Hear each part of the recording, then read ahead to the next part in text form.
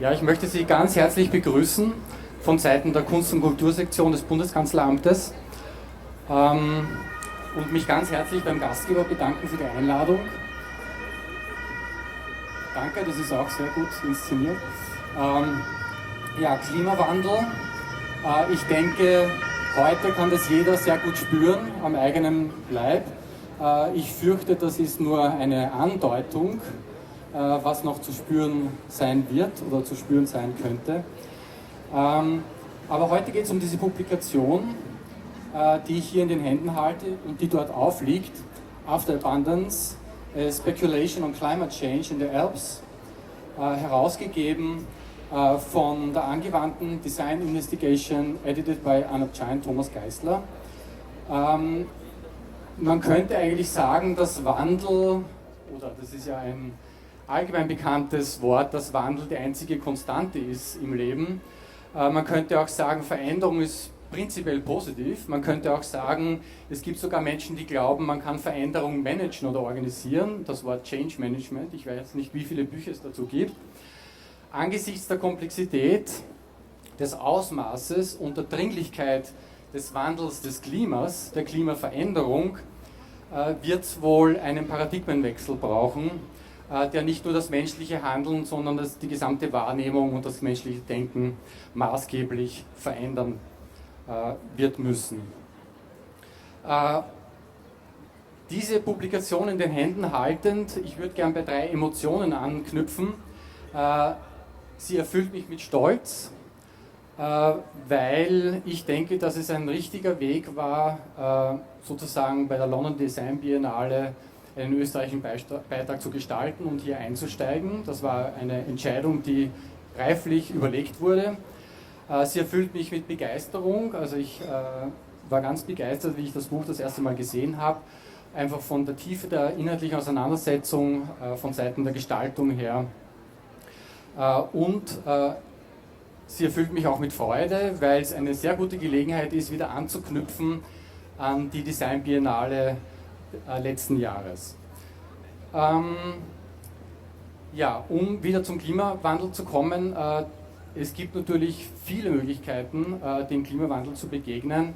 Eine ist auch wieder eine sehr emotionale. Das reicht, wie wir alle wissen, von einer weit verbreiteten Gleichgültigkeit, von einer Leugnung in einer Ignoranz bis zu das Gegenteil, eher eine aktivierende Gefühlslage, Gemütslage, um auch beim Thema anzuknüpfen letzten Jahres der Design Biennale, Panik und Angst. Ich finde, dieses Buch zeigt, dass es eine andere Geschichte gibt, dass es einen Weg gibt, der gegangen worden ist, der hier dokumentiert ist, der diese Herausforderung anders begegnet, nämlich mit sozusagen kreativer Spekulation oder spekulativer Kreativität. Zukunftsgestaltung, aktive Zukunftsgestaltung, sozusagen, wenn Zukunft auf dem Spiel steht. Eine kurze Assoziation fällt mir ein, danke, er kommt wieder zurück. Eine kurze Assoziation fällt mir ein, es gibt auch den sogenannten Baukulturreport, der auch vom Bundeskanzleramt herausgegeben wurde, wo auch mit Szenarien gearbeitet wurde, nämlich mit dem Jahr 2050, also eine ähnliche Lage, allerdings anders aufgebaut, nämlich über eine Unzahl von Experteninterviews und mit einer Reihe von Wahrscheinlichkeitsrechnungen. Und hier ist natürlich ein ganz anderer Ansatz gegeben. Ich erinnere mich noch sehr gut, also das Buch ist jetzt sozusagen die Nachlese, aber ich erinnere mich noch sehr gut an die Pressekonferenz hier im Haus vor dem Beitrag der London Design Biennale, und es war genau diese Atmosphäre, die ich heute hier auch wieder wahrnehme, diese konstruktive Atmosphäre von transdisziplinärer Werkstättenkollektivität, würde ich das mal nennen, von kritischen, forschenden Designzugängen, und das stimmt mich auch sehr optimistisch, weil ich den Eindruck habe, das ist ein Weg, der wohin führen könnte, der etwas öffnen könnte, nämlich der Weg der Solidarität, menschlichen Erfindungsgeistes und sozusagen verantwortungsvoll und, das ist mir wichtig, spielerisch die Zukunft gestalten. Ich will nicht zu lange sprechen, vielleicht nur ganz kurz, damit Sie ein Bild haben, wie auch dieser Beitrag entstanden ist. Die Grundidee war so etwas, was es im Architektur- und Kunstbereich schon gibt, nämlich einen österreichischen Beitrag an einer Biennale, also sprich Venedig, so etwas auch im Designbereich zu versuchen. Und da tat sich in London 2016 sozusagen auch plötzlich eine Möglichkeit, eine Gelegenheit auf, die sehr attraktiv war. Und wir haben sozusagen gemeinsam mit unseren Kooperationspartnern, mit dem Kulturforum in London, mit weiteren Kooperationspartnern aus dem Designnet, Thomas Geisler und andere mehr, viel diskutiert, ob wir einen Beitrag leisten und sind dann eingestiegen. Also das war die Grundidee, das auch im Designbereich zu tun, und das ist ein Bereich, das werden Sie sicher alle kennen, wir haben Förderungsprogramme, Stipendienprogramme, Preise und so weiter, ein Bereich, um Design international sichtbar zu machen. 2016 gab es eine wunderbare poetische Installation Level, The Fragile Balance of Utopia, a Kinetic Light Installation vom Mischa Draxler Studio, kuratiert von Thomas Geisler, wurde auch in Australien und Wien gezeigt, und 2018 eben Generalthema Emotional States, Kurator wieder Thomas Geisler, von Student Design Investigations unter Leitung von Anab Jain gestaltet, in Kooperation mit der Angewandten und mit dem Werk am Bregenzer Wald. Und es wird weitergehen, man kann es sich ausrechnen, auch wenn man in Mathematik nicht gut ist. Biennal heißt alle 2 Jahre, das heißt, und er kommt wieder, vielen Dank. Das heißt, 2020 wird es die nächste Design Biennale geben in London. Das Thema wird Resonance sein, und die Idee ist eben kontinuierlich dabei zu sein und wieder einen österreichischen Beitrag zu gestalten. Ich möchte mit diesen Worten schließen und mich ganz herzlich bedanken und nochmal gratulieren, bei allen bedanken, bei dem Gastgeber, bei der Angewandten, beim Kurator Thomas Geisler, Kommissar und Kurator, bei Anab Jain, bei allen Studierenden, bei allen Mitwirkenden, beim Kulturforum und bei allen Beteiligten. Und Ihnen natürlich vielen Dank fürs Kommen.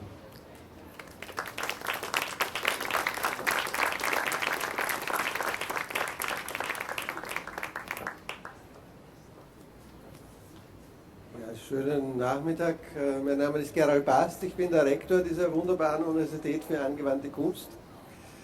Und heute haben wir eine Situation, wo wir den Klimawandel, aber eigentlich ist es ein euphemistischer Begriff, weil tatsächlich sind wir in einer Klimakrise, wo wir diese Klimakrise nicht nur spüren am eigenen Leib, sondern auch hören können. Denn das, was wir schon den ganzen Tag über hier hören, ist nicht die Polizei, sondern das sind ständig Rettungswagen, die in der Stadt unterwegs sind, um ganz offensichtlich Leute in dieser Klimakrise zu retten, zu behandeln. Das ist die Situation, in der wir diese Diskussion abführen. I want to switch into English now. I just said that we can even hear the climate crisis all the time with the horns of the ambulances. This is not the police. This should be a signal for all of us. And I want to first thank you, to you all coming in this challenging climate, listening to us, which is not only for you a challenge, but also for all of us. I had this opportunity all the afternoon, and I really have to admit that it's not easy to keep up concentration in this climate conditions, but we will try hard, all of us. I want to thank, first of all, our Ministry for Culture, that they did what you already said, decide to participate in this Design Biennale, and that they decided, and this is the reason why I'm still an optimist, realizing that the Austrian government is able, despite all odds, don't talk about this topic right now, to decide to participate in a Design Biennale, to decide that people like Thomas Geisler is a curator of this Design Biennale, And this is an important thing and a reason for optimism. And the second reason is that Thomas Geisler, as curator, had the courage to choose the University of Applied Arts and the Department of Anab Jain being the official representative of Austria in London at the Design Biennale. And thirdly, I want to thank Anab Jain, her team, and the teaching staff, and the students having the courage to choose this kind of a topic for a Design Biennale, which is still, unfortunately, not the mainstream in global design theory and global design practice. Thank you all, and I'm looking forward to the discussion now.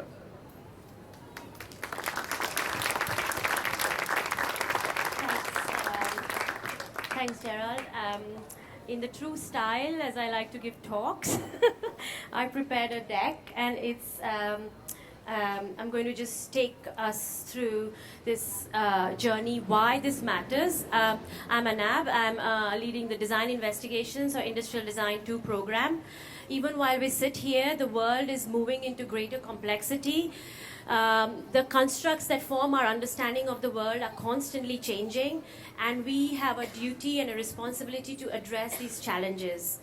And that's what we do at Design Investigations. We use data, artificial intelligence, robotics, but also social unrest, climate crisis as our research and materials. Our students design provocations, products, experiences, and stories that directly engage and respond to these complexities and uncertainties we face. We do this because we are preparing designers to become responsible citizens for the 21st and, dare I say, 22nd century, to create a more hopeful and humane future. We come across data like this all the time. This is showing the rise in temperature, and it's impossible to decode this kind of information and what it would mean to us in our everyday lives, which is where designers play a critical role in bringing not just this information closer to us, but helping us understand how to cope, and not just cope, thrive in this difficult future. So for me and for our department, acknowledging and addressing the challenges of climate change has to become one of the most critical aspects of design education. And this is us. This is where we went, all of our team, my students who are here, Nico, Stephan, Peter, Matthias, all of us went on this field trip to Bregenzer with the invitation of Thomas Geisler. Thanks for inviting us and taking us there. And we spent a lot of time with foresters, with people whose houses have moved by even kilometers because of avalanches. And even though it appears really pretty, underneath it is a very fragile landscape already today. And we spent a lot of time in the studio developing the project, and this is just a glimpse of the final outcome of the installation. Attention, attention. This is an energy grid announcement. Energy levels are expected to sink drastically. Cannot provide us with energy. Damage to the connections were allegedly caused by farmers diverting energy to an underground laboratory. Any other distributor is illegal and punishable by law. Result, the Haisha are starting their parades, gathering donations to help out the victims of the mudslides. The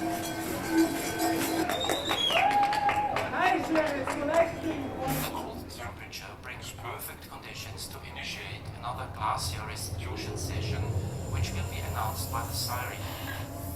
Session according to the Declaration of Rights of Natural Entities in Austria. The glacier representative is looking forward to seeing you at the Rebrewing Center and will update you on the current situation. We will soon reconnect to the grid. This will require a short power cut due to maintenance and repair, so please be prepared. Please be prepared. And this is the book that we've made thanks to everybody's support in creating not only an archive, but getting Helga, Kate Marvel, who's a climate scientist in New York, to write and describe not just the crisis, but also a lot of optimism about what we can do about it today. I would like to thank all our contributors who have written in the book, and also all our students at Design Investigations who work endlessly to produce this very, very professional installation. This is just a video of the book that we can see later on, but I also want to thank people who were involved in the project apart from the actual construction, Matthias and Peter, as well as Bernard from our team, Katharina Bosch and Victoria. Without you, we couldn't have done this project. Thank you. Christoph Nardin and Pascal Bergino from Bureau Nardin for the brilliant graphic design. Angelika Fossel from Berghauser and Anja Seppenbosch from Angewandte for facilitating this. And there are lots of other people who've been involved in various different ways that I think it is important that we thank and acknowledge them. And with that, I'll play this video and we can start the conversation. Thank you. Thank you. Thank you so much, Anab Jain, for these introductory words. Thank you, Gerald Bast. Thank you, Gerhard Jagersberger. I have the honor to lead the discussion here on the podium on the next, 35-40 minutes. Unfortunately, we have to stop like around 6 o'clock, but I'm sure if you have urgent questions or if you have questions to any of the participants, you are more than welcome to direct them, to ask them directly. I would like to introduce the podium. Gerald Bast, Anab Jain, you know already. We have Thomas Geisler here. He's the curator of this great project and he's managing director of the Werkraum Bregenzer Wald. I think you still are. This is your last week, right? We have here among us Helga Kromp-Kolb. She's a very well-known meteorologist, climate scientist at the University of Natural Resources and Life Sciences here in Vienna. And we have Harald Gründel. He is managing director of EOS, of the design company. He's a design theorist and he's also a curator of exhibitions. Thank you for being here. Thomas, I would like to start with you because as the curator, you chose this special project. Why? Tell us about it. Well, of course, if you start to direct such a project, you don't know exactly what's going to end up. That's the excitement about it.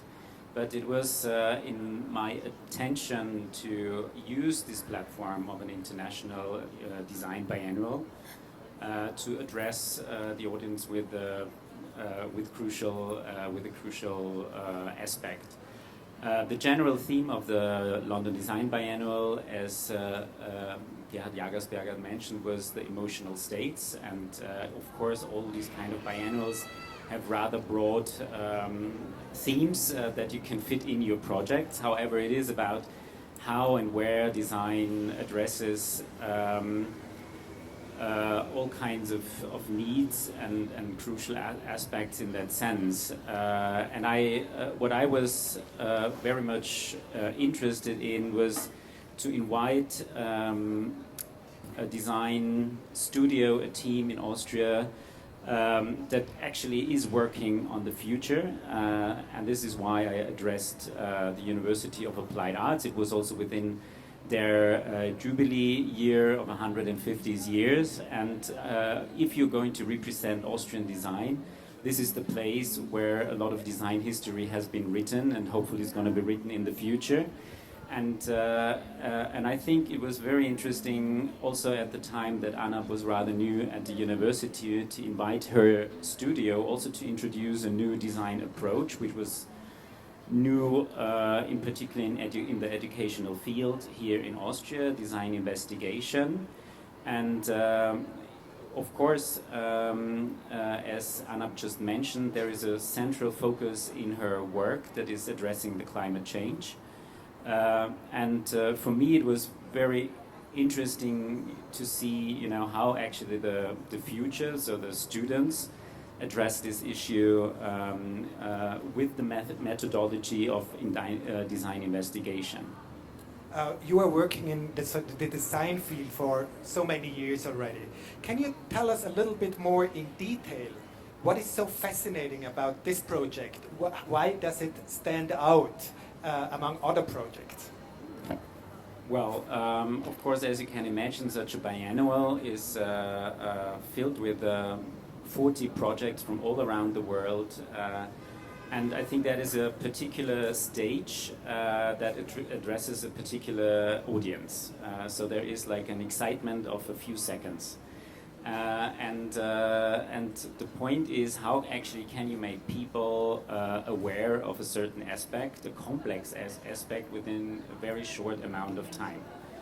It was in particular that feedback as well that we received for this contribution that, as Anab said in the beginning, those are massive and complex issues, climate change amongst others.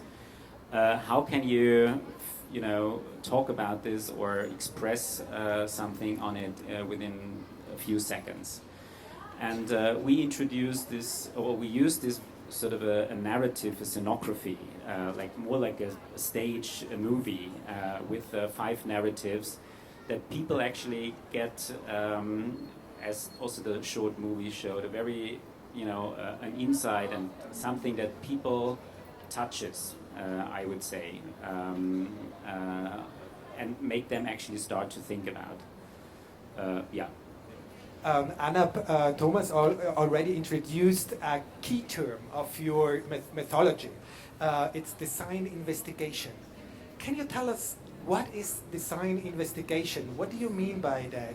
And can you tell us a little bit more about the methodology of this special project as well? It's a work in progress. I think it was very important. It's very important to state that our department has roots in industrial and product design. And so in the 5 years, the students need to develop very important skills of making and building. But as we see around us, the materials that the designers deal with are no longer contained to metal and wood only. There is technology embedded in them. They've become smart. They've become part of supply chains that are responsible for a lot of climate crisis. So none of these issues are anymore isolated. You can't just design an object and move away from it and not understand its context. And so our departments, the investigative nature is the research, but also the methodology of thinking through making, to imagine not just the use of the object, but what are the consequences, intended and unintended, of living with these designs in the world. And the students are kind of trained, or I would say they explore some of these questions, because this is the world they're going to be part of. The whole project consists of 5 projects. Maybe can you tell us a little bit more about one project and how was the approach, just to get an idea how the whole procedure was going on? That's hard, because they're all 5 my favorite.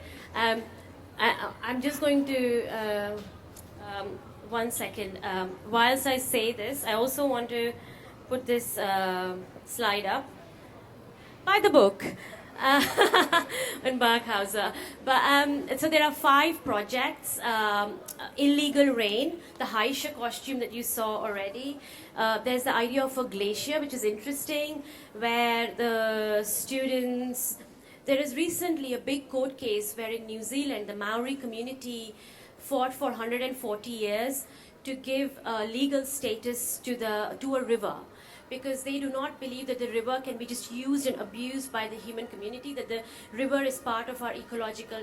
Now, there are all kinds of questions about giving non-human entities human rights, because have we asked them, is that what they want, kind of thing. but they did this with a glacier, and so the idea was, what if a glacier got legal status and had the rights of humans? What would it mean? What would it require to restore the dignity of a melting glacier? What is its impact on the humans? So that narrative was built. So I think in this way every project has a really strong narrative, but also very important experiential and physical aspect that brings it to life. And there are design aspects to that. Gerald Bast, in this project, arts or design and science come together. From an outsider of the university, this for me is kind of special. Is that a normal procedure here at the university, or can you tell us a little bit more about the relationship of design and investigation and science these days? Well, actually, it is a normal situation and development at this very university. It is not normal, it is not mainstream in the Austrian or European, even global university system. So actually we are on a turning point. We saw and heard what is happening, and we feel it in the world, not only with climate crisis, with migration and with democracy, and all this is coming together and is interdependent. What we have to do is to stop looking at the world from single discipline point of views. This is an old-fashioned and non-sufficient way of academia. So academia has to change the mode it is working right now. And what we do, luckily, at the University of Applied Arts, and I have to say we are not alone, but we are on the forefront of this movement, that we are looking at the urging problems, the urging challenges of our world from different disciplines, from disciplines of philosophy combining with science, different sciences, and not the least, I would almost say the most important, with the view of an artist. A view of an artist who is used to look at the world with the eye of changing, with the eye of how to deal with ambiguity, how to deal with uncertainty, how to deal with paradox. And this, in our time, is the most challenging thing, that we are living in a world which is dominated by change, which is dominated by uncertainty. We all feel that. And we have to have people who are able to do this in this way. And these are skills which artists are used to work. And what I would say is that not only people working in the arts, not only people working at art schools will have to have these kind of skills in the next 10, 15 years, much more. So we are kind of, and I do proudly say that we are kind of pioneers in what art schools, art universities can give to the system of higher education in terms of changing the modes of higher education, and not only higher education but also the mode of research.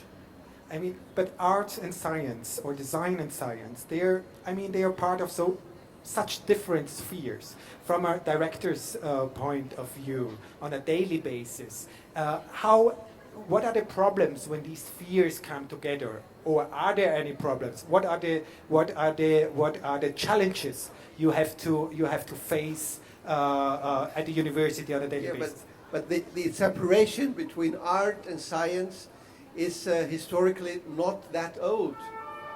So if remember Leonardo da Vinci, a celebrated person, 500 years ago he died. He said, "I'm not painting with my brush, I'm painting with my brain." So this is 500 years ago, and in these 500 years, these ideas kind of slipped away for several reasons. And I say, and I'm not alone, there are even in the European Union people who are thinking like that we have to bring back this way of thinking. And this is a way of not separating things, but bringing them together. The history of academia, the history of universities in the last 200 years is a history of increasing separation, fragmentation. And we cannot solve problems, and we even cannot understand the recent problems with these methods of fragmentation and separation. Helga Kromp-Kolb, from a scientist's view, looking at this project, at this special project, looking at the book, what are the thoughts? What are your thoughts as a scientist? Well, I can only say that scientists have been trying for more than 30 years to get people to become aware of this problem, and they have failed miserably. So let's try something else. And I find it great. Let's do something else. And I think any new approach, any new idea can be helpful. Might of course also fail, but if we don't give it a try, we'll never know. If I may ask another question, is there a special approach in one of these projects you were especially fascinated by, or which told you something new, where you were surprised? Well, I think it already started with the title as such, After Abundance. I mean, we've been talking about the problem of climate change and what difference it would make, and that it will make things worse and so on, but we're not really talking about what will it be like, and what do we really know about those situations. I mean, we can tell you something about temperature, about precipitation, but we're only just beginning to discuss things like what does it mean for food supply, what does it mean for migration, and what does it mean for any kind of productivity. I mean, economic productivity will go down, obviously, but what does it mean for our individual lives? So we're not really discussing this. And we do talk about tipping points in the scientific sense, in the climate system, that there's points beyond which we just have no more influence of any significance on the system.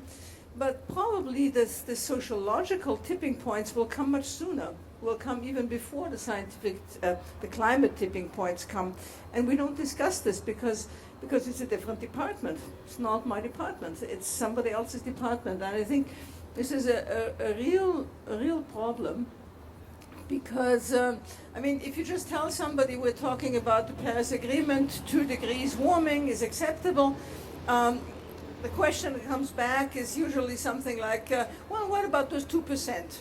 Which already shows that 2 degrees does not trigger any emotion or anything else, because if you exchange that for percent, I mean, you couldn't tell somebody something about, I don't know, a piece of bread, and he would ask, well, what was that with that, I don't know, scooter or something like that. It's, we're using words that don't mean anything to most of the people who listen. And, well, maybe there's other ways of giving information or making things emotionally felt. That would be so important to really make the changes happen that need to happen, and that need to happen very, very fast. And then, of course, this after abundance, I mean, there's so many people who've never had abundance. So it has a lot of aspects, this title, and I think it's very appropriate to think about that. And I found that the approaches were very different. Optimistic, less optimistic. A few years ago, we had in our annual climate day, it's a conference of climate scientists in Austria, we had an art project. We asked artists to contribute to our climate day, and all of it was extremely pessimistic, no matter whether it was music or dance or art, design or something. Everything was extremely pessimistic. This is not that way. So I think it's important. It's important that we, I understand when people become pessimistic, but it doesn't really help us. We can show that, but it shouldn't be the only thing we're showing. We were mentioning the title of the book or the title of the project already a couple of times, After Abundance, nach dem Überfluss. From a scientific point of view, when will that be?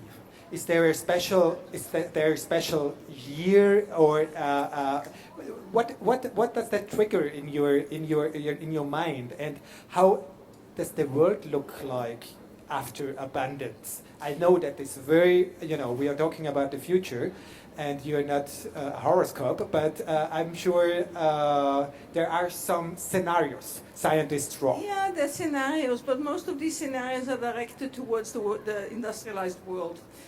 If we look at reality in other parts of the world, we are at that point. We hear the ambulances rushing back and forth here. In India last year, several hundred thousand people had to work by night because it was just too warm during the day, too hot during the day. And others, small farmers who just cannot survive because the monsoon comes late, or it comes with such extreme precipitation that all of their crop is gone, either because it's dried or because it's blown away by the water. So I think in large parts of the world we're already there. This is not future, this is present. But we will. Maybe maybe let's talk a little bit about the Alps. Because this project is especially about the Alps. You went to Vorarlberg to do some field project. Where can you see the signs here in Austria, in the Alps? Can you tell us a little bit more about that? Sure. Vorarlberg was one of the parts of Austria, but also Lower Austria, Upper Austria, where the last summer, with its heat and its lack of rain, gave ideal situations for a certain beetle that ruins the forests, especially special trees. And if you go through these areas now, they have to cut the trees because otherwise this bark beetle spreads. So what is left is sort of remnants of a former forest. Or in Vorarlberg, we had last summer we had the problem of not enough grass to feed the cattle. Vorarlberg is a country that is a part of Austria that usually has plenty of rain. That is not usually a problem, but last year it was. And we have other areas in the Alps where the communities have to rebuild the access roads practically every year because the mountains are coming down. In our own field in meteorology, we have a well-known observatory in 3,000 meters elevation, the Sonnenblick, and due to thawing of permafrost, this whole rock on which the observatory has been standing for hundreds of years is disintegrating. So it had to be reinforced with concrete and all sorts of things. So the whole Alps are disintegrating in a certain manner. And people living in the valleys are in real danger because mountains don't disintegrate into nothing. When they disintegrate, things come down. And that is where people live. So I think Austria is one of the very vulnerable countries. The Alps are among the very vulnerable areas of Europe, like coastal areas. It's mountainous areas and coastal areas that are most vulnerable. Harald Gründel, you're working with EOS, one of the best-known design companies in this country. Normally, at the end of a design project, of a design process, there's a product, or a problem is solved. In this case, there's neither a product nor a problem solved. Is that something? In your company, the approach, is that something you would do as well? Do you have similar approaches like the project we are dealing with here? I think before I started my business with my two partners, I was a student as well, And I think that's something we can learn from this exercise that you did, is that there is something that you're free to do during your studies, and I think as we are in a university context, I think this is something we shouldn't lose, And I remember a conversation with Fiona Raby when she left here, and she said, when we work with corporations, it's terrible. They do not understand, And I think it's not just to give students the opportunity to have a different approach to design and to see the discipline at not only answering questions with products, but to re-question the way our lifestyle is and how the way we work and we do things.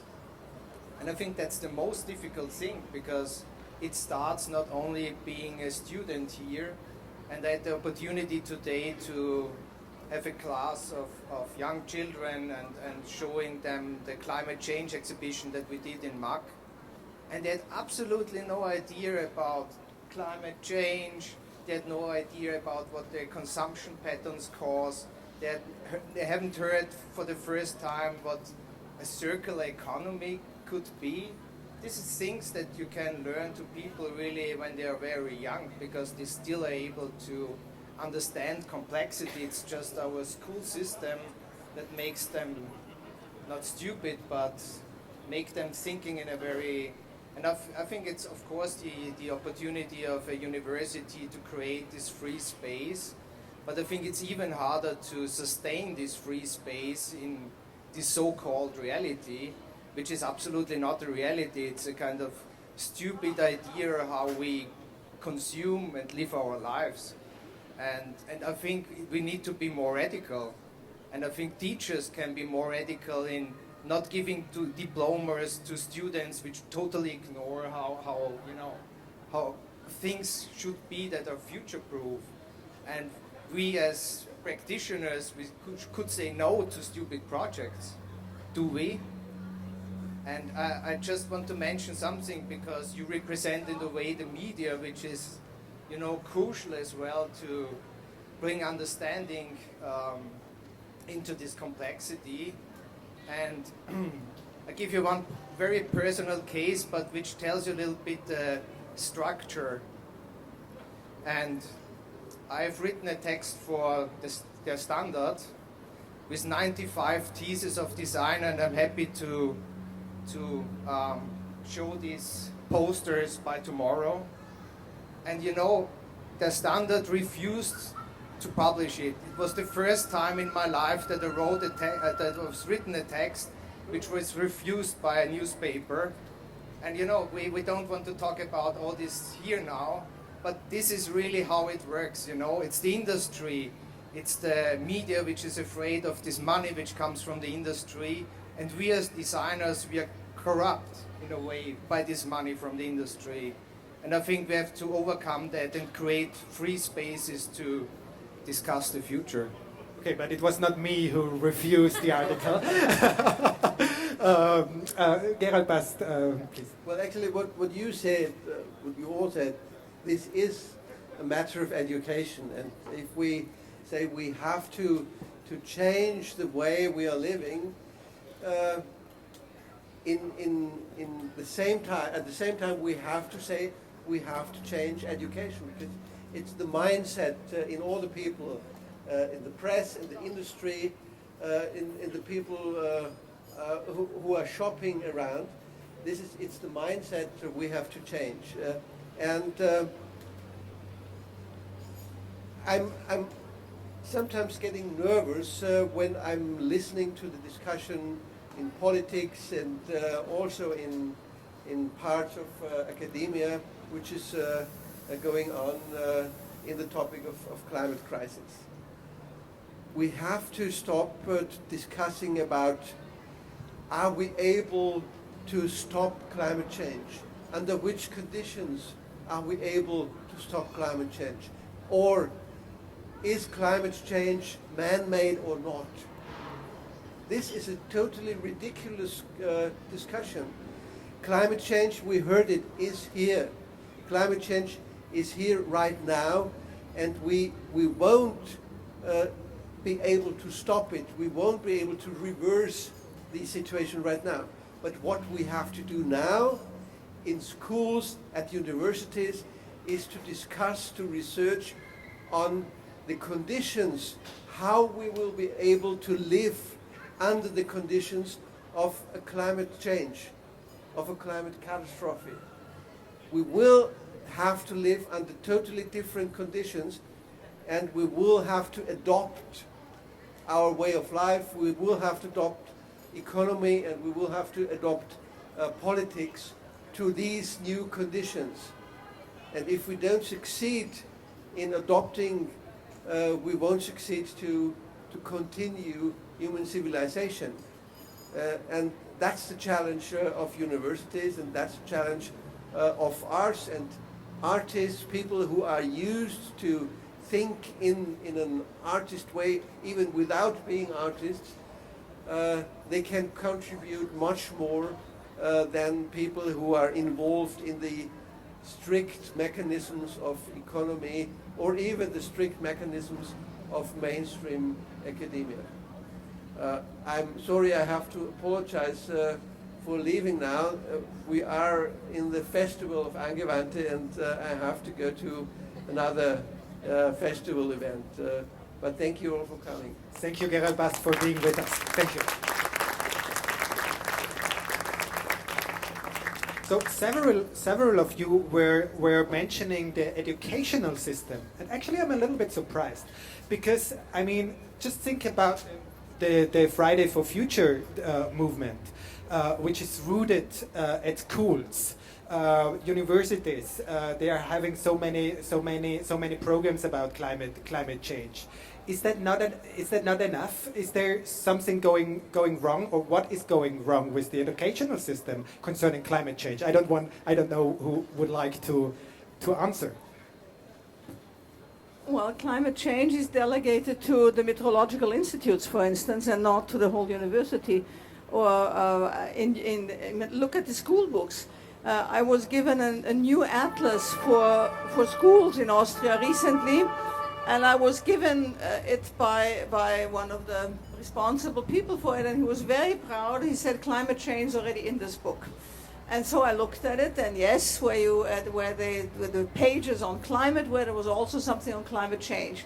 But then I looked at the page on coal and oil, and there was nothing, absolutely nothing. It was, yes, where do we find coal and how do we get it out of the ground and so on, but nothing that this is a problem, that this causes climate change. So climate change is on the pages on climate, but it's not in any of the other things.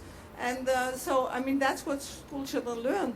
So I think we really have a problem. I think we have a problem with the topics, but we also have a problem with how we teach. And I think science, neuroscience, and a lot of other research has shown us that what we do to stand there in front and try to funnel some information into those brains is probably one of the least effective ways to educate people. And we really have to start in very basic changes. The difficulty is the children would love it, I'm sure. The problem is getting all those teachers, including university teachers, to change what they've been doing for 25 or 50 years. And that is a real task, but I think we've got to start with it. Yeah. Is it easier to start at elementary school than at university, for instance? I don't think we have a choice of where to begin. We have to do it everywhere at the same time. What I don't think we will manage is to start with everyone at the same time. But I think we need, I don't know, experimental schools, experimental courses in universities and so on. We need some, one of the basic things that one needs in a new type of education is time, which means you don't have a checklist of what somebody needs to know at the end of the year. We need time for people just to develop their own creativity, their own critical thinking. I mean, democracy only works with a public that can do critical thinking, because you have to discuss and you have to question what is it that the person I'm voting for, the party I'm voting for, what has it done so far, what will it be doing in the future, what is the promise it gives.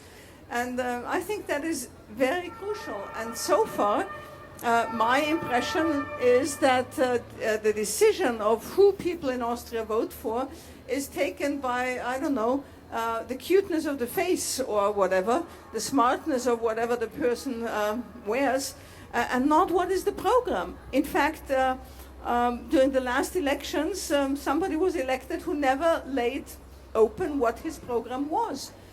So we need this critical thinking, and I think that is what we need very fast now, because we have elections coming up, and I think it's very essential that we really get voters and vote in Austria to start thinking about, if I want to do something against climate change, I have to choose a party that is willing to really do something. The choice is not very large at the moment, but there's still 2 months for parties to decide on good programs.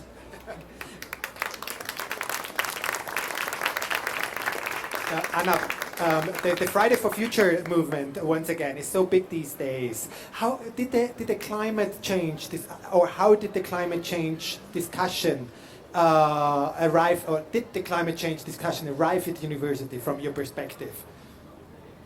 I am not the best person I don't know about other universities. I know about this place where we bring it in. I see it in the strike, in the schools, in the marches of the young people. But I think we have this tendency to idolize. So Greta is a great idol, and but we have to be able to work without heroes and idols. I think it has to be, we have to move past it, and it has to sustain. So Extinction Rebellion did a big thing just outside our studio for 9 days, and but a lot of them got arrested, and it's like, okay, now you guys can stop and go back. And it's like, no, but we can't stop anymore. There is nowhere to stop. So I think, I mean, I am reading a lot of climate science stuff, and it gets increasingly kind of, depending on what you read and whom you read, it's not so much about whether it exists or not, it's how far is it going to go. And I just wanted to very quickly acknowledge Kate Marvel, who's the climate scientist, and just read a couple of lines from her piece, because she says that she's a climate scientist, and she says we have data and equations, models and theory, but we have no observations of things that have not happened yet. So scientists, like artists and designers, are telling tales about the future. Speculative fiction if you're generous, lies if you're not. But these fictions are familiar to anyone who has ever looked at a baby and imagined the adult she will become one day. We are characters in our own story, writing science fiction in dust and gas smeared in the sky. Our actions doom us to live in a strange new world, alien life on a foreign planet. The future is the story which becomes true, the world into which we send our children. They will never come back. And I think it's really important to acknowledge that nobody knows what the future holds, but we can creatively start doing something about it. Harald Gründel, you just curated an exhibition at the MAC about sustainable project. How about the design field? Are there many projects going on? Are there many designers dealing with these kind of issues? So could you choose among, let's say, hundreds of projects, or are there just a few ones?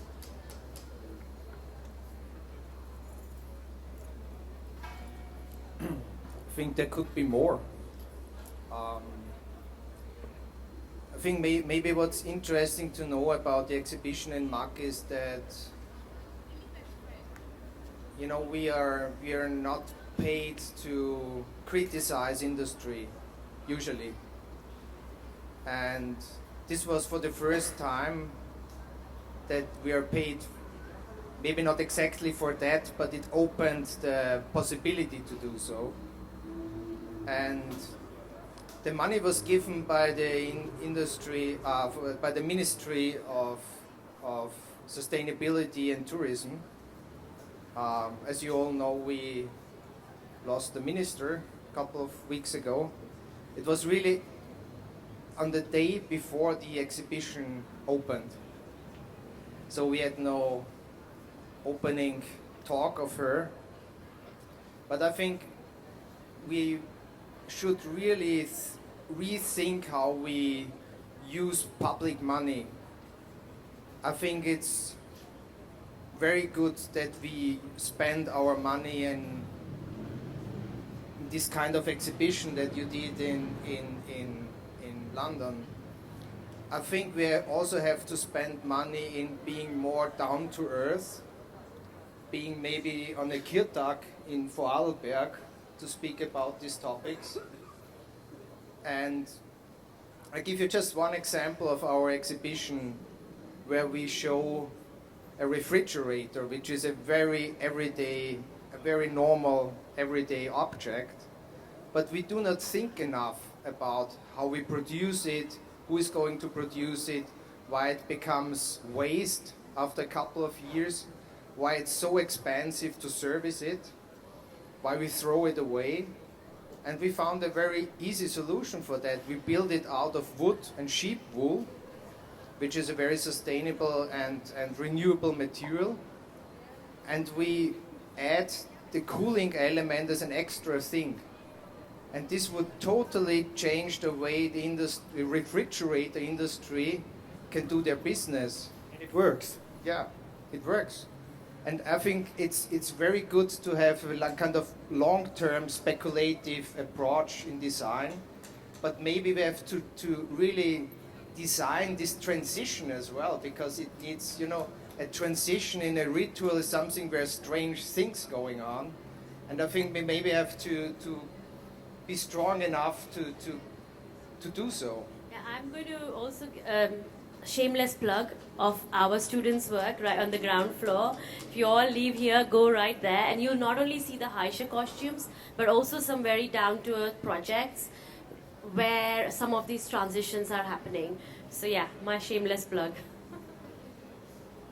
So maybe one thing is, I mean, if I look at this project, if I look at your projects at the MAC currently, I'm rather optimistic. But if I look back into the history and also design history, I mean, we had this crisis and resistance and radical approaches in design.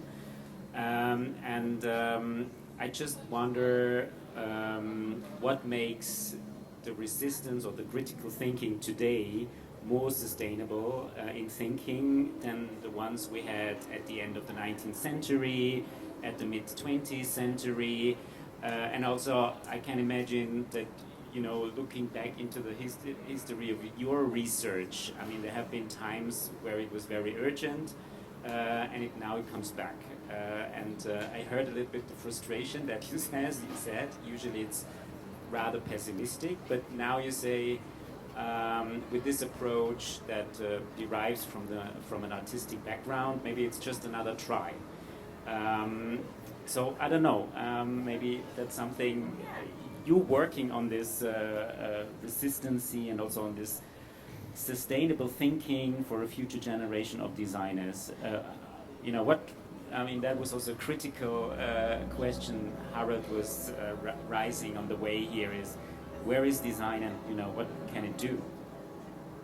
I kind of don't think we need to reinvent the wheel each time. I mean, if it was done before and if we can better it and keep doing it, it's fine. Like, we don't have to start afresh.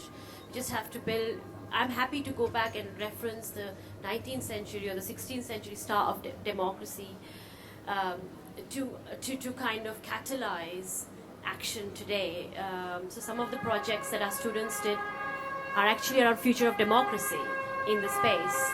And a lot of them have looked at the kind of radical movements of the past to invent activist responses. So I think that's okay, as long as it works. Thank you, Anab. Thank you, Thomas. Thank you, Helga Kolb. Thank you, Harald Gründel. Unfortunately, we are at the end of our time. But I'm sure if there are any questions in the audience, everyone here on the podium is more than happy to answer them. Thank you so much for being here with us among this heat. And have a nice festival and have a nice evening. Thank you.